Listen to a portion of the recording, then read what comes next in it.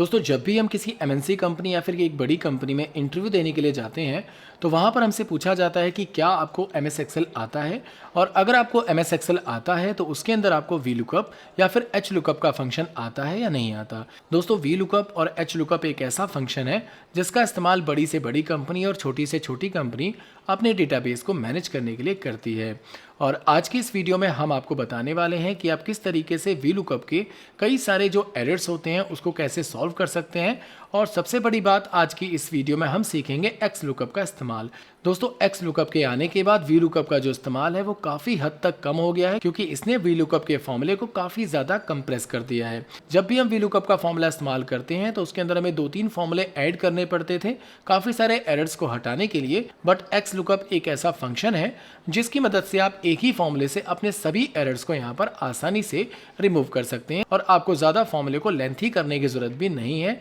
ये बहुत ही compress formula है और बहुत ही ईजी वे में आप इसको सीख सकते हैं।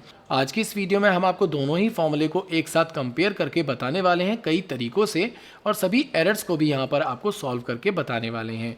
तो चलिए वीडियो को शुरू करते हैं।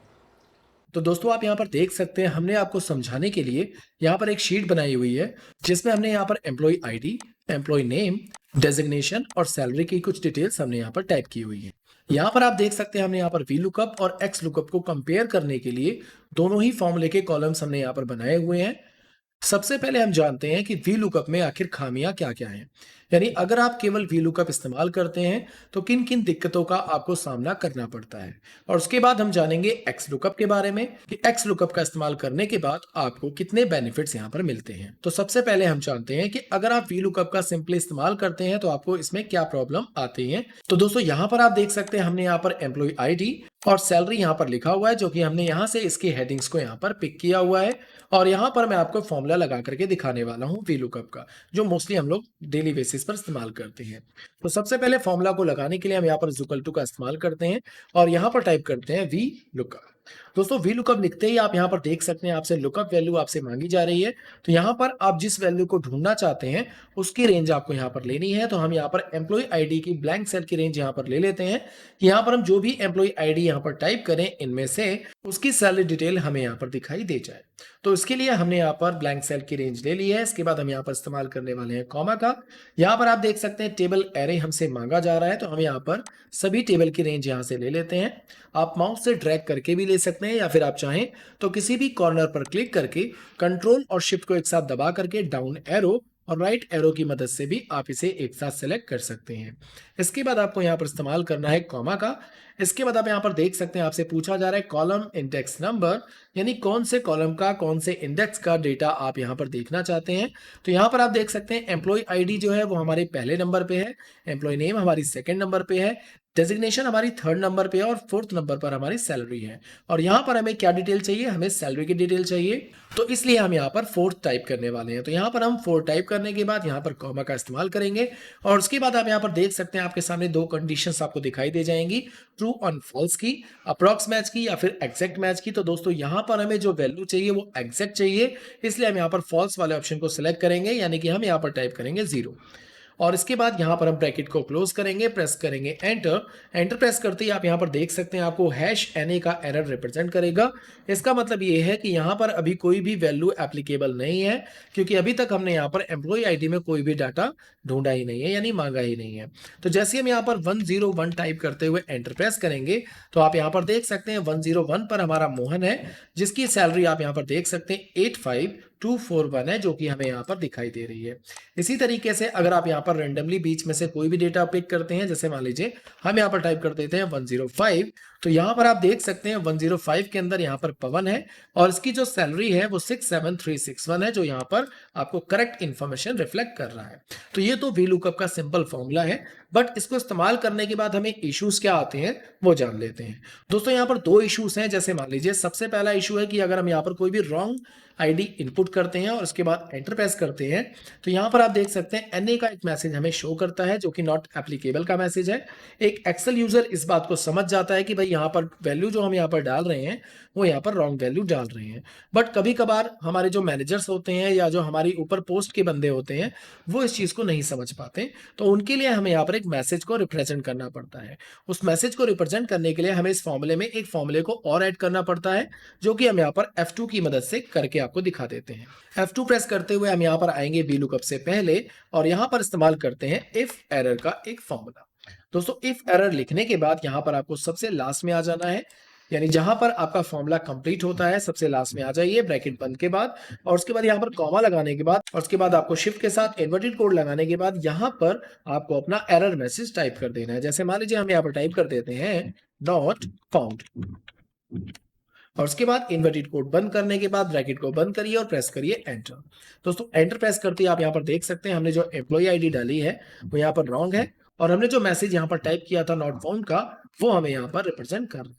इसके अलावा अगर हम यहाँ पर कोई एक्चुअल वैल्यू डाल देते हैं जो कि हमारी इस लिस्ट के अंदर है, जैसे मान लीजिए हम टाइप कर देते हैं 106 और एंटर प्रेस करते हैं, तो यहाँ पर आप देख सकते हैं 106 पे हमारी ये वैल्यू है जिसकी मंथली सैलरी यहाँ पर आप देख सकते हैं 65021 आपको यहाँ पर दिखाई दे रही है। तो इस तरीके से आप इसको ऐड कर सकते हैं। दूसरी इसमें जो प्रॉब्लम है, जैसे मान लीजिए हम यहाँ पर एक कॉलम इंसर्ट करना भूल गए थे और अब हमें उसकी जरूरत पड़ रही है, तो हम यहाँ पर इसे सेलेक्ट करते हुए जैसे इंसर्ट वाले बटन पे क्लिक करेंगे तो यहाँ पर आप देख सकते हैं हमारा जो फॉर्मूला होगा वो यहाँ पर आप देख सकते हैं आगे की तरफ बढ़ जाएगा।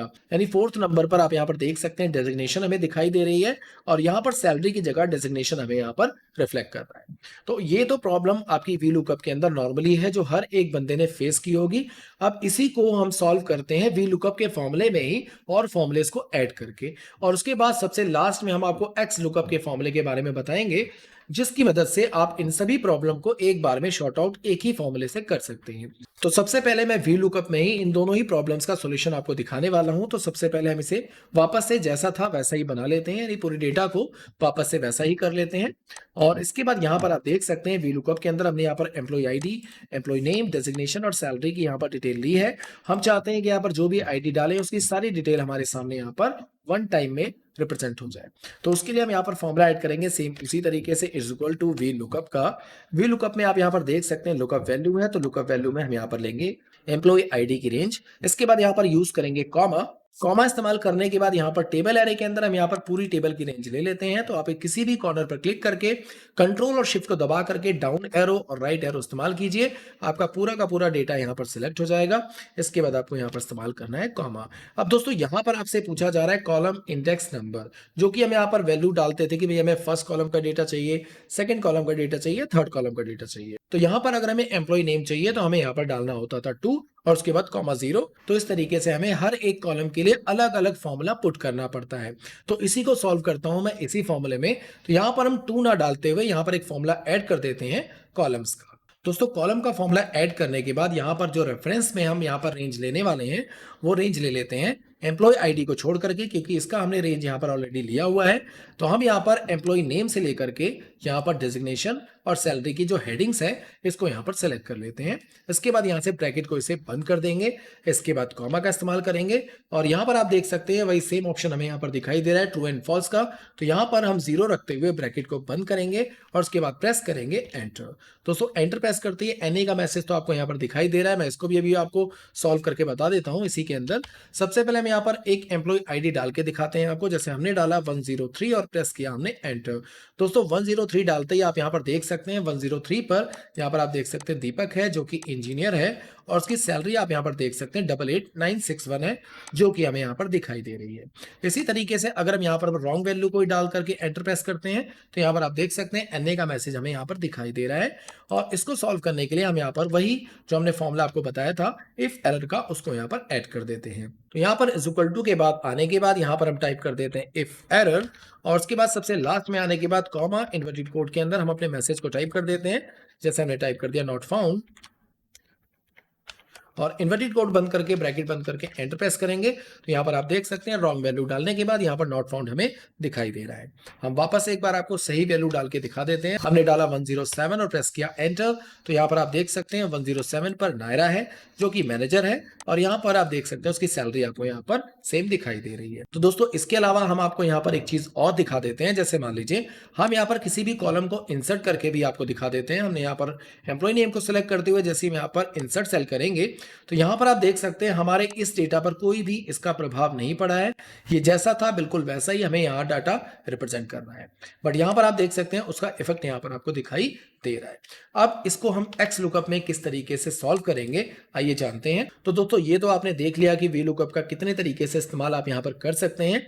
अब बात करते हैं एक्स लुकअप की। दोस्तों एक्स लुकअप का जो फॉर्मूला है उसमें आपको केवल एक ही फॉर्मूला इनपुट करना है, जिसकी मदद से आपके जितने भी प्रॉब्लम्स हैं वो एक ही फॉर्मूले से यहाँ पर सॉल्व कर दिए जाएंगे। तो चलिए फटाफट एक्स लुकअप को यहाँ पर जान लेते हैं। हम यहाँ पर एम्प्लॉय नेम पर आते हैं, यहाँ पर इक्वल टू यूज करते हैं और यहाँ पर टाइप करते हैं x lookup. X lookup type करने के बाद यहाँ पर आपको लेना है लुकअप वैल्यू। तो लुकअप वैल्यू में हमने यहाँ पर एम्प्लॉय आईडी की रेंज ले ली है, उसके बाद कॉमा यूज करेंगे। यहाँ पर आप देख सकते हैं लुकअप एरे, यानी आपका जो एम्प्लॉय नेम है उसका एरे कहाँ है। तो यहाँ पर आप देख सकते हैं हमारा जो एरे है वो यहाँ पर है। सॉरी, हमें यहाँ से हेडिंग से लेकर के ये पूरा डेटा इस तरीके से सिलेक्ट कर लेना है, इसके बाद यूज करना है कॉमा का। दोस्तों इसके बाद आप यहाँ पर देख सकते हैं रिटर्न एरे के अंदर बाकी का जितना भी डेटा यहाँ पर बचा हुआ है इस पूरी डेटा की एक साथ यहाँ से हम रेंज ले लेते हैं इस तरीके से, और इसके बाद यहाँ पर यूज करेंगे कॉमा का। यहाँ पर आप देख सकते हैं यहाँ पर हमसे पूछा जा रहा है इफ नॉट फाउंड, अगर कोई वैल्यू यहाँ पर रॉन्ग डाली जाए और वो फाउंड ना हो तो आप यहाँ पर कोई मैसेज देना चाहें तो आप यहीं पर ही उसे दे सकते हैं। तो हम यहाँ पर इन्वर्टेड कोड लगाने के बाद यहाँ पर सेम मैसेज टाइप कर देते हैं, लाइक हमने टाइप कर दिया नॉट फाउंड और उसके बाद इन्वर्टेड कोड बंद करके ब्रैकेट को बंद कर दिया, प्रेस किया हमने एंटर। दोस्तों एंटर प्रेस करते ही आप यहाँ पर देख सकते हैं अभी नॉट फाउंड है क्योंकि अभी तक हमने कोई भी डाटा यहाँ पर इससे नहीं मांगा। हम यहाँ पर 107 ही डाल करके एंटर प्रेस करते हैं तो यहाँ पर आप देख सकते हैं सेम वैल्यू वो हमें यहाँ पर दिखाई दे रहा है। इसके अलावा मैं आपको यहाँ पर सेल्स को इंसर्ट करके भी आपको दिखा देता हूँ। जैसे हम यहाँ पर सेल को इंसर्ट करेंगे तो यहाँ पर आप देख सकते हैं दोनों ही फॉर्मूले में यहाँ पर कोई भी इफेक्ट नहीं पड़ा, और यहाँ पर अगर हम कोई रॉन्ग वैल्यू डालते हैं तो यहाँ पर आप देख सकते हैं नॉट फाउंड, और यहाँ पर भी अगर हम रॉन्ग वैल्यू डालते हैं यहाँ पर भी नॉट फाउंड आपको दिखाई दे रहा है। इसके अलावा यहाँ पर दोनों में जो चेंजेस है वो क्या है, यहाँ पर आप देख सकते हैं हमने यहाँ पर 3 फॉर्मूले यूज किए हैं, जिसमें आप देख सकते हैं सबसे पहला फॉर्मूला इफ एरर है, उसके बाद वी लुकअप, और उसके बाद आप यहाँ पर देख सकते हैं कॉलम का फॉर्मूला है। यहाँ पर आप देख सकते हैं हमने जो फॉर्मूला इस्तेमाल किया है केवल एक्स लुकअप का ही फॉर्मूला इस्तेमाल किया है, जिसने हमारे इतने बड़े फॉर्मूला को बिल्कुल कंप्रेस कर दिया, यानी बहुत ही छोटा कर दिया। तो दोस्तों इन दोनों ही फॉर्मूले में क्या डिफरेंस थे वो आपको अच्छी तरीके से समझ में आ गया होगा। तो दोस्तों आपने देखा कि हमने दोनों ही फंक्शन का इस्तेमाल आपको यहाँ पर बता दिया है। आपको दोनों ही फंक्शन में कौन सा फंक्शन सबसे बेस्ट लगा है, वी लुकअप या फिर एक्स लुकअप, आप हमें कमेंट बॉक्स में कमेंट करके ज़रूर बताइएगा। और अगर आपको हमारा वीडियो पसंद आया हो तो चैनल को लाइक कमेंट शेयर ज़रूर कीजिएगा। धन्यवाद।